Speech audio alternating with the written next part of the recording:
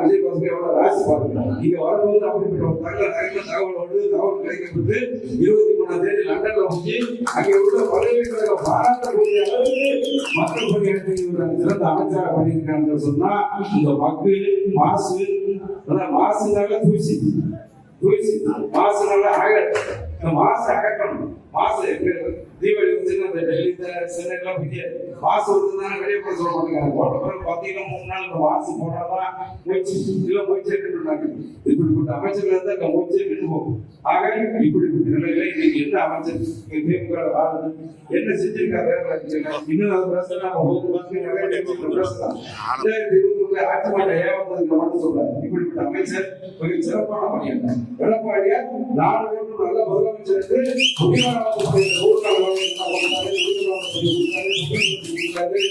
இன்னும் ஏற்பாடு சொல்ல வந்தோம்.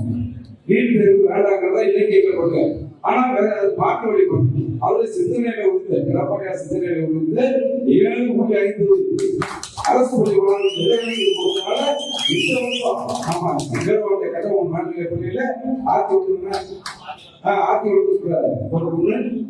வாட்டப்பட்டியில போன வருஷம் வாட்டப்பட்டி மாநிலப்பள்ளி இந்த வருஷம் ஆத்திப்பட்டியில பொண்ணு நம்ம வேறுபாட்டை கட்டவும் மாநில பள்ளியில சாதாரண கடையில் தொழிலாளி கூலி தொழிலாளிகளுடைய ஒரு மகள் மற்றவர்களுக்கு சிந்தனையாக சொன்னால் எடப்பாடியாருடைய சிந்தனை சொல்லிட்டு போகலாம். ஆனா ஏன் ஆட்சி மன்றம் சொல்லி கேட்கணும். இவ்வளவு நல்லா செஞ்சீங்களா? நல்ல அமைச்சர் கொரோனா காலத்துல மக்கள் காப்பாற்றினாரு. ஒரு முதலமைச்சர் கொரோனா காலத்துல 6 மாசம் வேதத்தை கொடுத்தா இலவசமா கொடுத்தாரு. மாசம் 1000 ரூபாய் 6000 ரூபாய் பெரிய கொடுத்தாங்க. என்ன செய்யணுமோ அதெல்லாம் செஞ்சாங்க.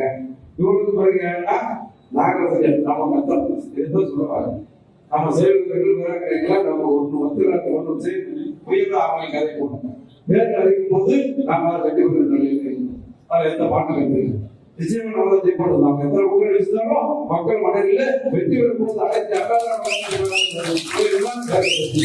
ஆனா 20 பொய்யா ஆக முடியும். ஒரே கையில் நீர்த்து ஒழிச்சுக்கணும். ஒழிச்சுட்டு நீ 2026 மக்கள் காப்பாங்களா இல்லையா? நீ வரும்போது காப்பாற்ற இல்லையா? அதுக்கு அடுத்து உதவி சாலும் ஒரு செங்கலத்தை கொண்டு அவர் பேரை செங்கல் ஏறி வச்சிருக்காங்க. செங்கலை தூக்கி அடைஞ்ச இல்ல ஒரு செங்கலை தூக்கிட்டு அடைஞ்சிய நீ அடுத்த தேர்தல் வரும்போது ஊர்ல உள்ள போற ஒவ்வொரு செங்கல் எடுத்தா உன் வண்டிக்கு முன்னாலே போட்டா நீ ஊருக்கு அந்த வண்டிக்கு தூக்கி ஊருக்கு போறதுக்கு 1 மாசம் ஆகும். ஊருக்கு லட்சக்கணக்கான அவர்கள் ஒவ்வொரு செங்கலை தூக்கி இந்த செங்கல் வர சொல்லி உதவி செய்வாங்களே அவன் சொன்னா என்ன சொல்லுங்க? அன்னைக்கு ஏமாறுறது இன்னைக்கு வெட்டோட சபை போயிடுச்சு. ஏன் 3 வருஷம் ஆச்சுன்னா 34 நாடாளுமன்ற உறுப்பினர் இப்போ 40 நாடாளுமன்ற உறுப்பினர் அதை ஏற்று கொண்டு முடிச்சுன்னா அவன் செங்கலை கிழக்கு ஏமாத்தியாச்சு, நீட் தேர்வை ஏமாத்தியாச்சு, கல்வி கிழக்கு ஏமாத்தியாச்சு, பயிர்கிழமை ஏமாத்தியாச்சு.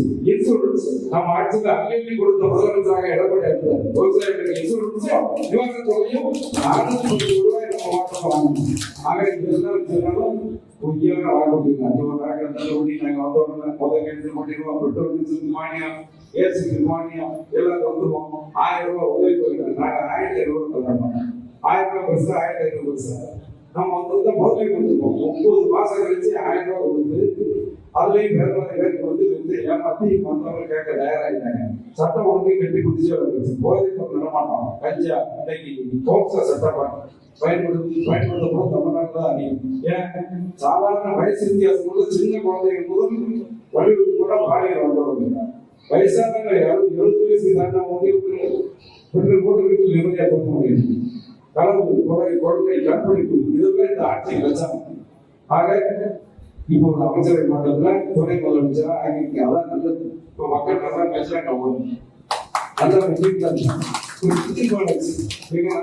எனக்கு ரொம்ப அவங்க அரசியல் அறிஞ்சு கொடுத்தது நம்ம டாக்டர் தான் மாணவர்களை இன்னைக்கு அவங்க அமைச்சு கொடுத்துருக்காங்க. நான் ஒரு கருத்தை இந்த கூட்டத்தின் வழியாக சொல்றேன். செந்தில் பாலாஜியில இருந்து மதிப்பாளையோ மரியாதையாலேயோ அவங்களால அன்பாலேயோ ஒரு பயத்தை மத்திய கொடுக்கல.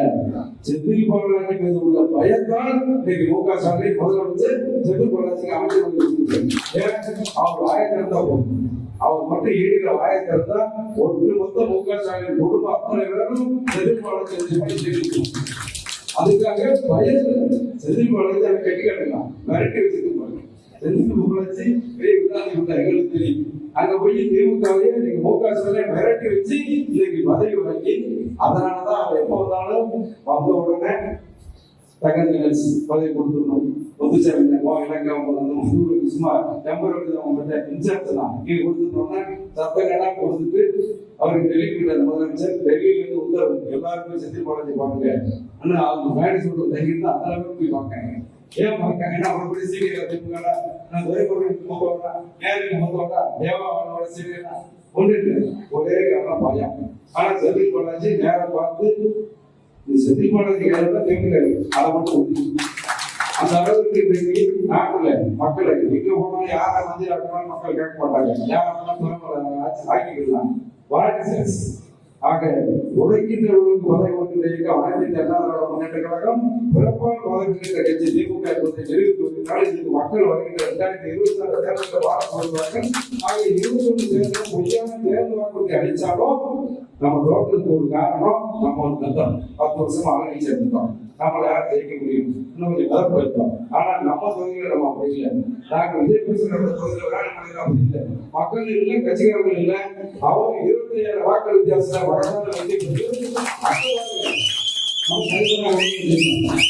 ஜெயிக்க முடியாது. ஜெயிக்க முடியாது சொல்றது பரவாயில்ல. அமைச்சர் ஓடாதவங்கன்னா 4வது 2வது கூட இருக்கணும்.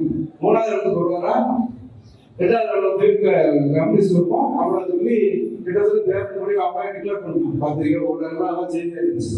ஆனா கோயிலுக்கு தொகுதி மக்கள் சொன்னாங்க அமைச்சு 1000